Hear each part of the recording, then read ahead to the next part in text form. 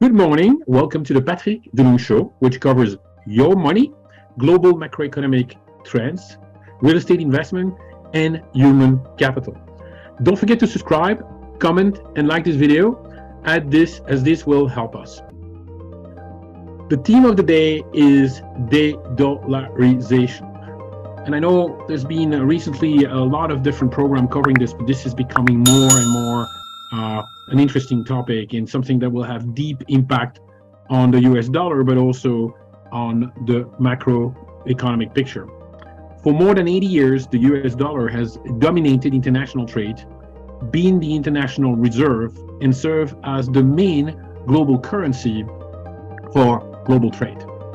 But a growing number of countries like China, Russia, Argentina, Saudi Arabia, the UAE, Israel, Mexico, Brazil, and even France recently are trying to change this trend. This trend has been labeled de-dollarization. Is this a real trend? What does it mean from America? Let's look into this. And let's start from the beginning from an historical standpoint. The Bretton Woods Agreement after World War II established the dollar as a global currency for international trade. This is the reason why crude oil and natural gas were up to now always priced in dollar. This has been a massive source of economic power for the US as well as for worldwide economic stability. On August 15, 1971, President Nixon moved away from the global gold standard. Nixon was facing the reality that the US did not have enough gold to peg to the dollar and had to do something. So since 1971, the US currency is not anymore pegged to gold, but the currency is backed by nothing but the belief into the US economy and its strengths. And that's something that is very important because I will repeat this. Currently, the currency, the US dollar, is backed by nothing but a belief into the US economy and its strengths. The US built a strategic alliance with Saudi Arabia, which decided to use the dollar as a reserve currency of choice for all international transactions. And we are still right now in a petro-dollar monetary environment. As a result, the rest of the world has followed suit and used the dollar as their main reserve currency. But today, the US is facing different geopolitical situation with the de-dollarization trend. So, the de-dollarization is the movement to reduce other countries' reliance on US dollars, often with the goal of undermining the US and reduce its global economic power and hegemony. China has been one of the main driving forces behind this movement as they want to reset the Yuan as the global reserve currency. The de-dollarization campaign is a real thing. JP Morgan recently published an assessment stating the following. Some signs of de-dollarization are emerging and this trend is likely to persist. China has been pushing and using the yuan for bilateral trades and asking all its suppliers to switch to the yuan. First, Brazil made the switch, and on April 26, Argentina is the only country using the yuan for trade with China. In the month of March, the yuan overtook the dollar to become the most used currency in China cross-border activity. India is following the same and has signed a bilateral agreement with Russia, the rupee-ruble mechanism. Moreover, 18 different central banks around the world have signed an agreement to use the Indian rupee for trade transactions with India. Three weeks ago, Iraq decided to abandon the US dollar and folding back into the dinar, as the US was trying to reduce the amount of dollar available because of some money laundering concern with Syria and Iran. So here again, the sanctions were playing a certain role. This year, at the Warren Buffett shareholder meeting, a 13-year-old stumped Warren Buffett with a de-dollarization question.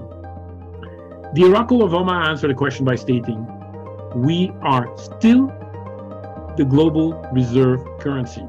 I don't see any other option. When the pandemic hit, it was like a war situation, and nobody knows how far you can go with a paper currency before it gets out of control.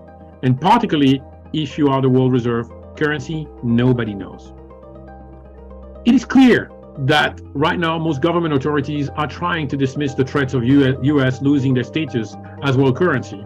After all, the yuan only accounts for 2.7% of all foreign exchange reserve, according to the IMF. And most analysts believe that it is unlikely that any other currency will unseat the dollar anytime soon. But the de-dollarization offers several benefits for developing countries that should not be ignored. A move away from the US currency can reduce a country's vulnerability to fluctuation in the US monetary policies and high US inflation. In addition, many countries are concerned with the level of US indebtedness, which has reached 135% of our GDP. So the prospect of a deep recession over ever increasing national debt and US sanctions are pushing countries towards autonomy. Such monetary autonomy would enable them to tailor their policy action to their domestic economic condition.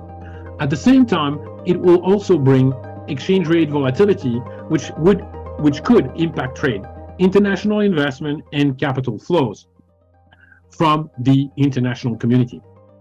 In short, the dollar is still the dominant currency, but the foundation is being laid for a major shift where the dollar will lose some of its economic luster and global dominance. In 2001, 71% of global currency reserve was held in US dollar. By 2021, the amount reduced to 55%. And in 2022, the percentage dropped to only 47%. The key takeaway here is that the last year, the dollar share decline was 10 times faster than the average in the past 2 decades. Simply put, the world is quickly de-dollarizing. We cannot ignore that this is a real threat to the US financial system. Other factors are also contributing to the destruction of the US dollars. After the US imposed sanctions on Russia, the Russian GDP went down significantly for a couple of months, but decimated the Ukrainian economy. The reality is that sanctions against Russia have also completely changed the future of the US dollar. Only a limited number of Russian banks were sanctioned, and Putin found a way to continue to do trade with his international partner with non-sanctioned banks. And as of April 27, 2023, financial conditions have eased and are back to pre-war condition.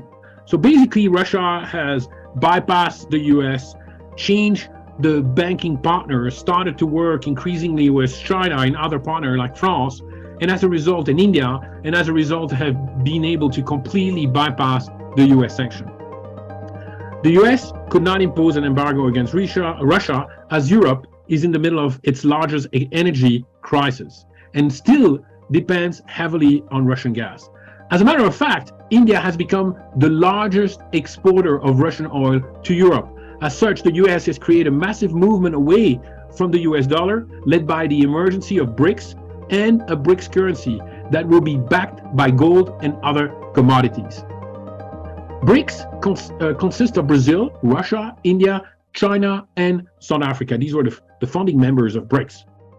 But there are 19 other nations that are eagerly waiting to join BRICS, including Saudi Arabia, Algeria, the UAE, Iraq, Iran, Indonesia, and even our neighboring country, Mexico. President Macron of France in April also stated that he wanted to join BRICS. BRICS is preparing for the upcoming summit in Cape Town in August 2023 to look at the future entry and new partners in the BRICS alliance. This is huge news, as the IMF reported that the BRICS is set to surpass the G7 in economic growth and represent more than 33% of the global world economy and world economic growth. The BRIC nations have the commodities, while the G7 control the financial system. This is the reason why Saudi Arabia cutting its economic ties with the US and wanting to join BRICS is such big news. The BRICS networks will create a new currency that will be backed by commodities like gold, oil, and gas. According to a report from the World Gold Council, China has added 102 tons of gold to its stockpile since the start of the year. And gold is the key to this potential multipolar economic future, and it is likely to be used to back the creation of a new currency that does not utilize US dollars. BRICS nations are in the early stage of designing a new currency that is aimed to end global dependency on the dollar. Dr. Jang Hangar delivered an opening on the BRICS meeting where he said, "The world is multipolar, rebalancing. and that new ways are necessary to address new situations. Point. The global environment today demands that we approach such challenges together as BRICS member with the creation of a multi-currency. India demands the G20 to promote the issue of de-dollarization that is so essential to democratization. We approach the exercise of BRICS with an open mind and the seriousness it deserves. Now, more countries want to join, like Egypt and France. President Macron wants an invite to the 15th annual BRICS summit on the 22nd of August. So again, this is a trend that cannot be ignored, and we see more and more grouping of countries coming together who are clearly stating that they are going to respect bilateral agreement, move away from the dollar, and try to deal with their respective currency or a new currency that they agreed upon. The US is facing another setback. Asian countries are pushing back American dominance over global trade as well. 10 Asian nations are on the verge of de-dollarization. The members of the ASEAN have agreed to promote the united currency for cross-border transaction. The member will reduce settling payment with the US dollar. So sanctions brought by the US and the recession are driving a significant part of the world to move away from the US dollar in these Asian countries as well. Will this mean the end of US dominance? We don't think so. The criteria and clearance threshold for other currency to replace the US dollar as a hegemony currency remains very high. But we should not take the status for granted. Geopolitical change are on the way and will undoubtedly weaken the US dollar's long-standing privileged position. America has imposed more than 10,000 sanctions over the past 20 years, and there is the incentive for diversifying away from the dollar system to mitigate against the global reach of US sanctions. Under the current administration, we have seen a dramatic rise in the use of sanctions. Even Janet Yellen last week is now admitting in a CNN interview that using US sanctions has a real risk to undermine the hegemony of the US dollar. In early June, Congress had a meeting on how to preserve the US dollar status as the global reserve currency. They highlight that it limits the risk of balance of payment crisis and lower exchange rate risk. It also helps American consumer by lowering the price of import goods, which results in a 25-40 billion per year in saving. It also lower borrowing costs by as much as 50-60 basis points. So we can clearly see that a lot is at stake here. Thank you for listening to this program, and we will certainly follow with our next edition of the Patrick Delung Show. Bye-bye.